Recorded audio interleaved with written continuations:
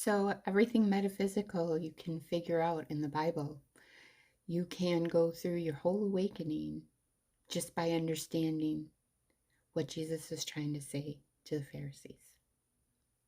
No better.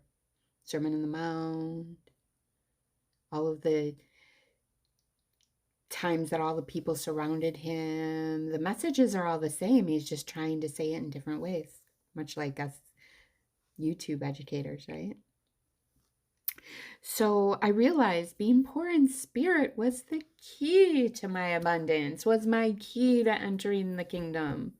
Isn't that crazy?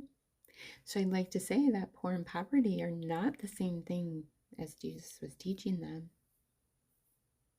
And so this key right here can really help you unlock spiritual mastery. So let's get to it. Okay, the first thing we have to understand, the key is the kingdom is within. Anything externally is worshiping golden cows and idols and all of that, because what you're doing is you're looking externally to fix something when everything in that needs. You don't go to the market to fix world problems, you go to the kingdom. So you don't go externally to fix something, you go to the kingdom. And Jesus is very clear, the kingdom is within. And so if we put together poor in spirit, which spirit is only dictating the word energy. So the poor in energy will inherit the kingdom of heaven. Then he goes into about the meek will inherit the earth. So he's talking about the internal poor spirit, poor energy, kingdom in,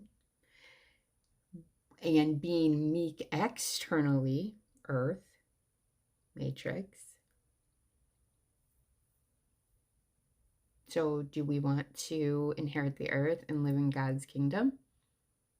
Hell yeah. So let's get to it. Okay, so let's be doves. Let's just do it. Poor in spirit. If you are walking around and you're not exuding a whole lot of toxic spirit, toxic energy from every little thing, that's what poor in spirit means. Highly charged, which would be the opposite in the way that we're going to conceptualize this, would mean you're highly charged up over every little thing and you're exuding that out into the world, into the matrix. So poor in spirit, you would be meek because you're just a dove. You're walking through, you wake up feeling great. Everything around you could happen, but you're at the eye of the storm in peace like a dove. Poor in spirit.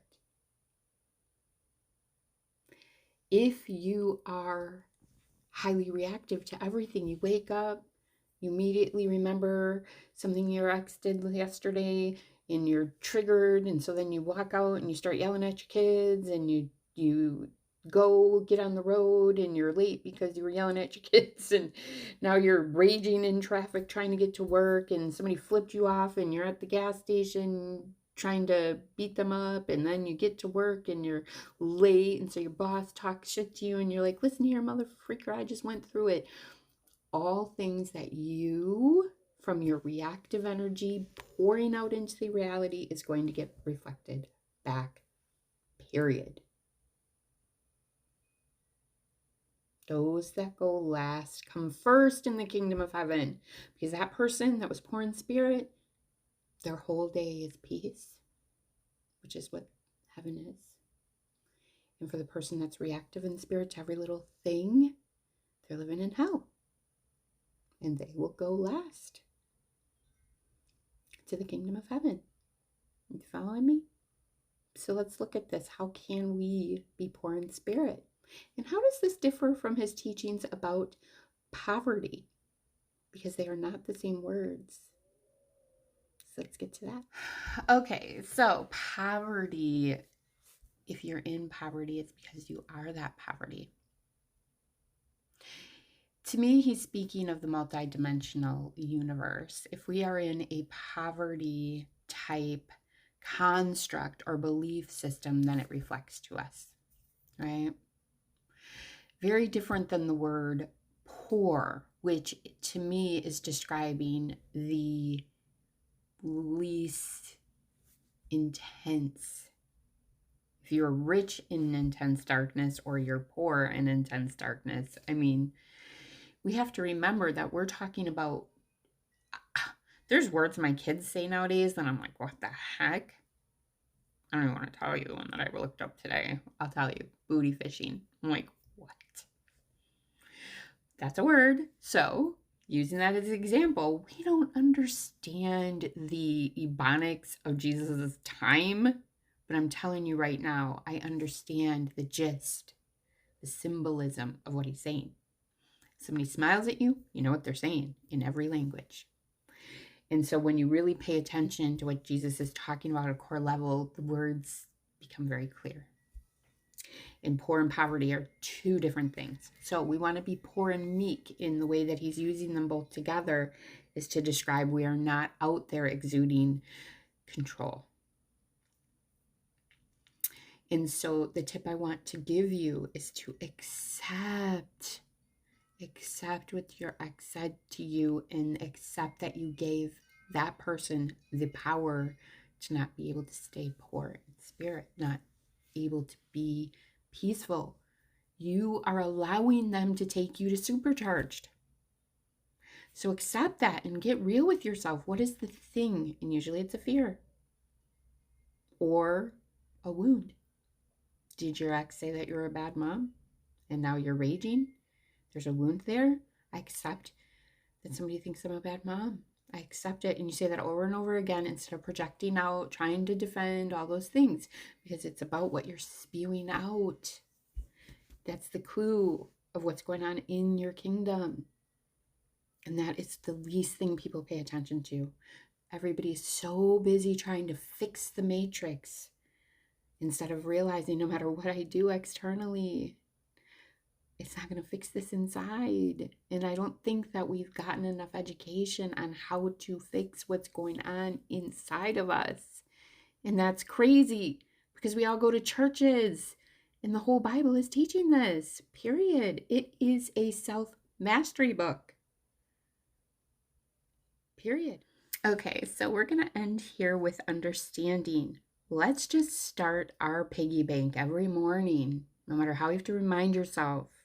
If it's even a recording on your alarm, where is your piggy bank right now? When you first wake up, you open your eyes, you are at 100. I'm at 100%, gold star. I am at peace. We're going to make the peace our barometer. Get up, you stub your toe, you're at 80. You go out and your kid says, I'm not going to school. Screw school. I hate school. Goes in the room, slams the door. Are you at 70? Or are you at, well, they know they're going to lose their phone. I'm staying at 80. You know, it's just really a matter of making it the most important thing you can do is understanding where am I at inside? Because then when something happens and you start to get to mastery, you're not projecting and getting angry. You're like, ooh, there it is. Why does this have power to take me from my peace? What is it inside me? What is the belief? What is this? And then you accept it. Acceptance is the neutralizer to not go there. And the faster you catch it, that's why self-awareness is so key. The faster you can reel it in. The more you go down that path, the harder it's going to be to bring yourself back. You might as well just give up for that day. Go home and say, I can't mess with nobody. I'm at the wrong dimension. I'm not poor in spirit. I'm not able to keep my spirit within myself. I have to supercharged up, so I have to exude it out, and that's going to have to come back to me. So I really hope this helps. Wake up. Figure out your piggy bank. Figure out where you're giving your power away to. What's causing supercharged feelings inside you that you can't hold. And then you have that reflected back and it's really spiraling. And just start one piggy point at a time. Okay, I'm at 70. How do I cultivate myself back up to 100?